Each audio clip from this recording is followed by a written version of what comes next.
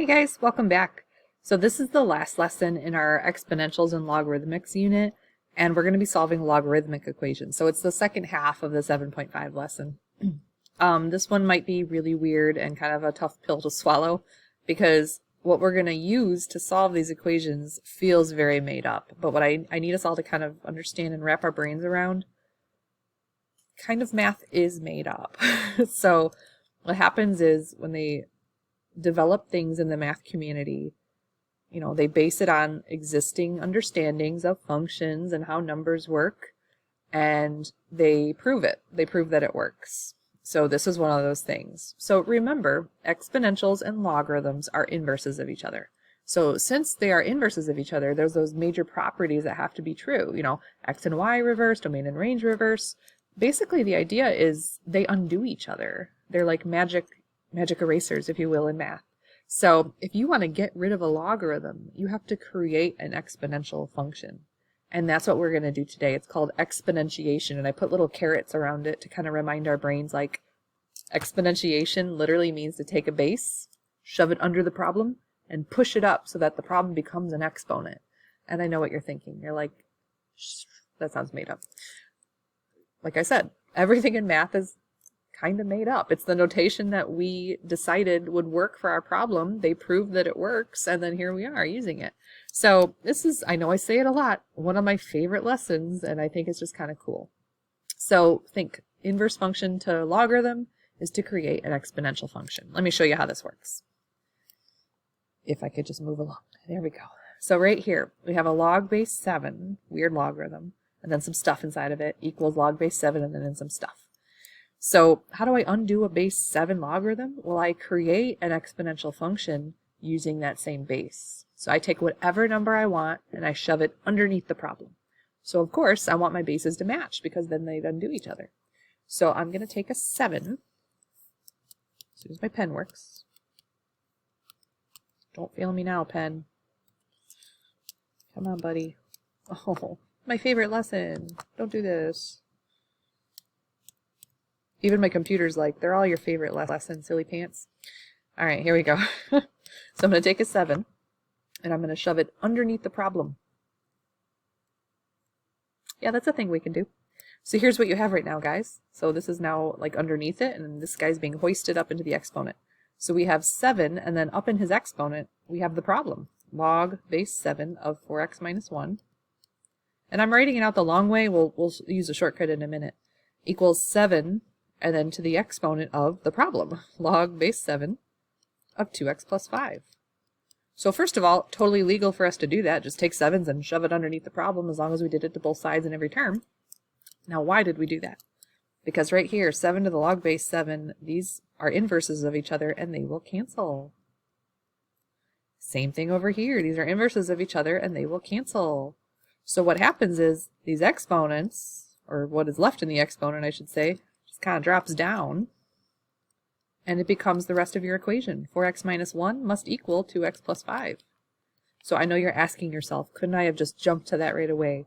Because log equals log, like, of course, the insides have to match. I'm with you. That's called the one-to-one property.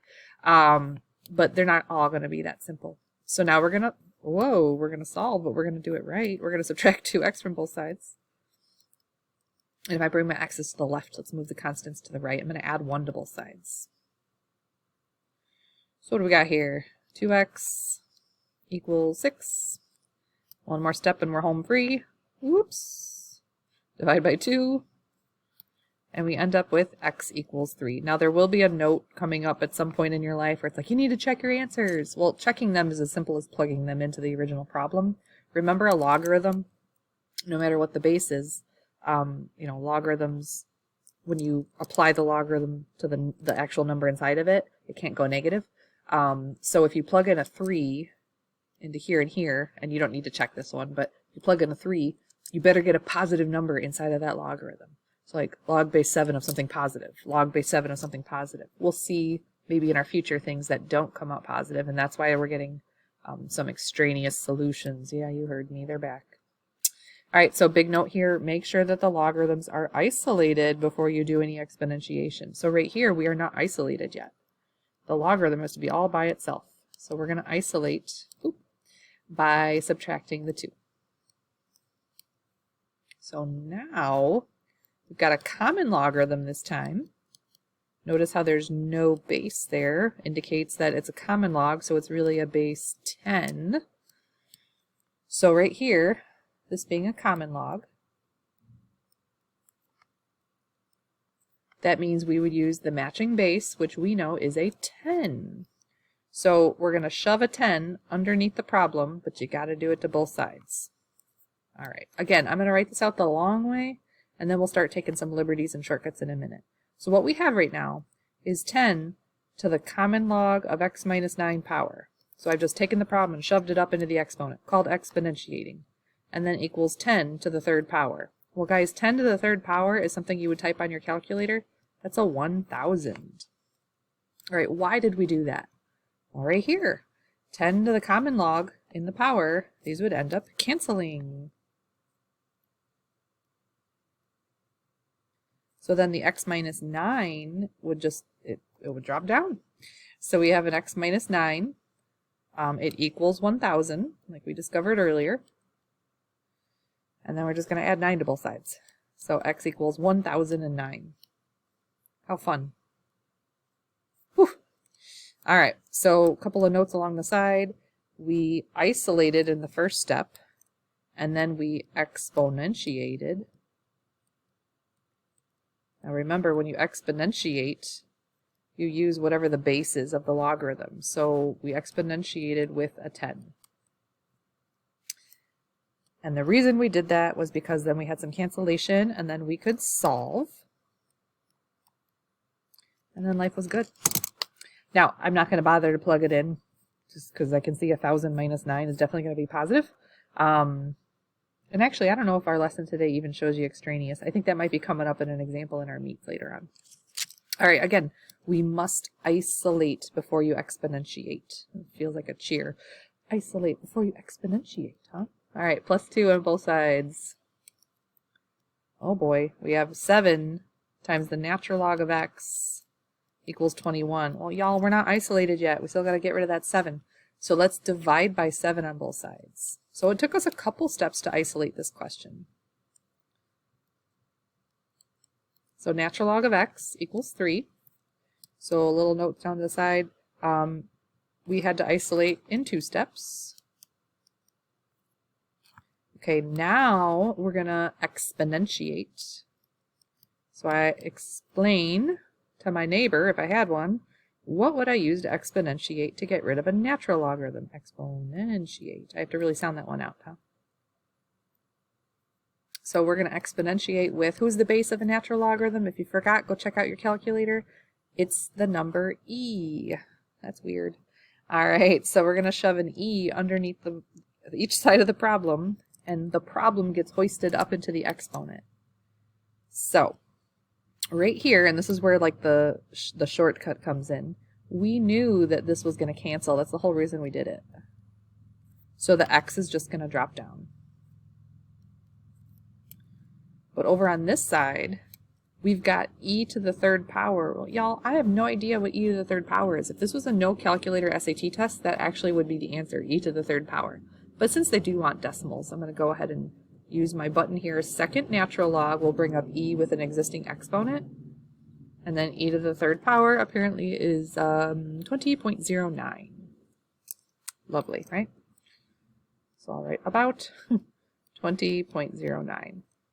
So depending on what type of answer they want from you, you might have to just leave it in terms of like a pretty answer, like e to the third power, or go ahead and type in your calculator.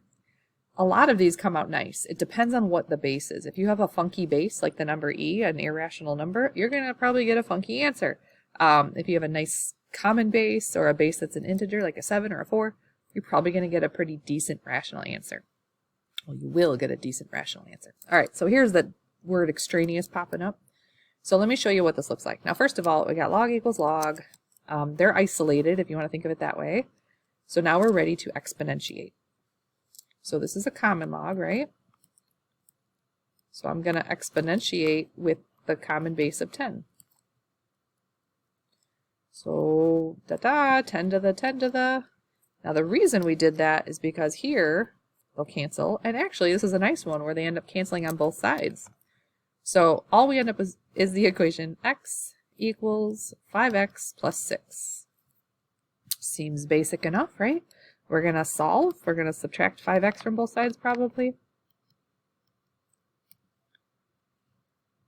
And I gave you a common log in this question because I wanted you to be able to check your work.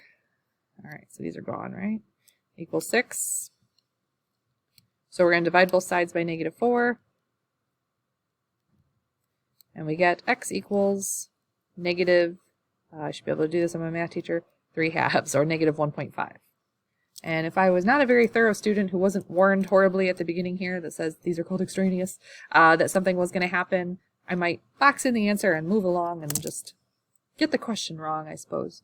Let me show you what happens on your calculator here, guys. So remember, the original problem was log of x equals log of 5x plus 10. Because they're common logs, I could easily type them in my calculator. So log of x, we just found out the answer was negative 3/2. So I'll type that in. Oops, except I didn't type it. Let's see what our calculator says the left side of the equation equals. Oh, it equals a non-real answer. Remember the number I? Well, we don't deal with i's in this chapter. So we're only looking for real solutions. And this comes back to the idea of, so this guy here, this is going to be an extraneous solution.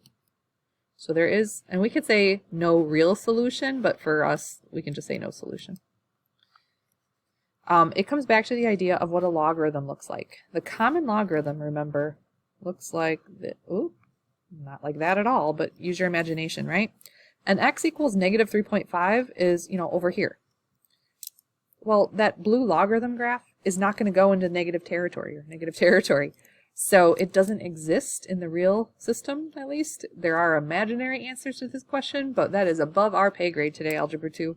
So if you end up with something like this, where you plug the number into the logarithm and you get log of something negative, it's extraneous. Get rid of it.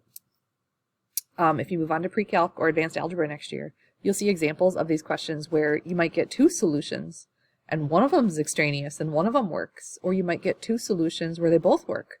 Or you might get two solutions where neither works. Life's crazy like that. All right, I hope you guys enjoyed this lesson as much as I do. And that is the end of the logarithm and exponentials chapter. So good luck, everybody.